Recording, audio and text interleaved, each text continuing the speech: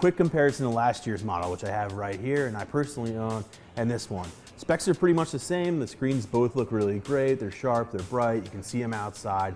That's awesome. This one's different because it has an antenna built into the screen, which is really cool. That's what enables the cellular connectivity. Storage options are pretty similar. It's about 4 gigs or so. On the back, you have the heart rate sensors. Pretty sure they're more advanced on this one, but I haven't really noticed any real difference wearing it on my wrist just yet. The new model is a little bit faster thanks to the new processor inside, but so far I've been using apps on both and I can't really see a big difference in performance. Pro, I like that Apple kept the same design so you can use all the bands you've already purchased if you had earlier versions of the Apple Watch. I also really like this little red circle on the digital crown that's only available on the cellular models. It's kind of like bragging rights.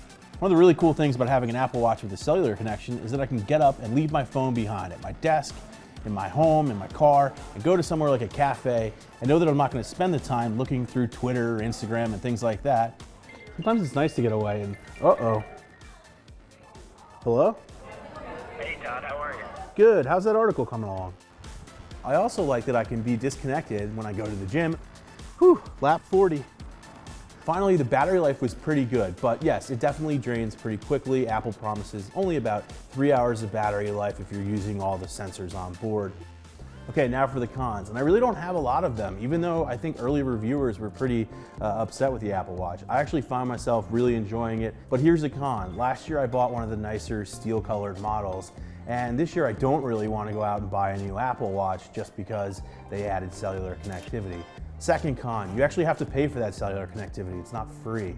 So that costs about $10 a month depending on your carrier, might be as much as $15. And final con, you can't stream music to it just yet. Currently, you can store songs on it as if it was a mini iPod on your wrist. Later on, with a software update, Apple's gonna let you actually access its whole streaming library through cellular connectivity, so you can access millions and millions of songs. And also one more thing, I really wish there was a Spotify app for the Apple Watch. So should you buy one? For most people, I think you're okay with a Series 2, and if you're coming from a Series 1 or just entering the whole family, I think you should get the Series 3 with GPS.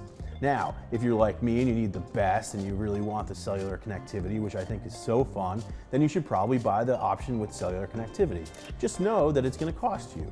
It starts again at about $400 to $430 just for the watch, and then you're going to be paying an extra $120 or so a year depending on the wireless carrier you're with.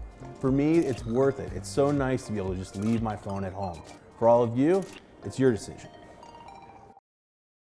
Hey there, thanks for checking out CNBC on YouTube. Be sure to subscribe to stay up to date on all of the day's biggest stories. You can also click on any of the videos around me to watch the latest from CNBC. Thanks for watching.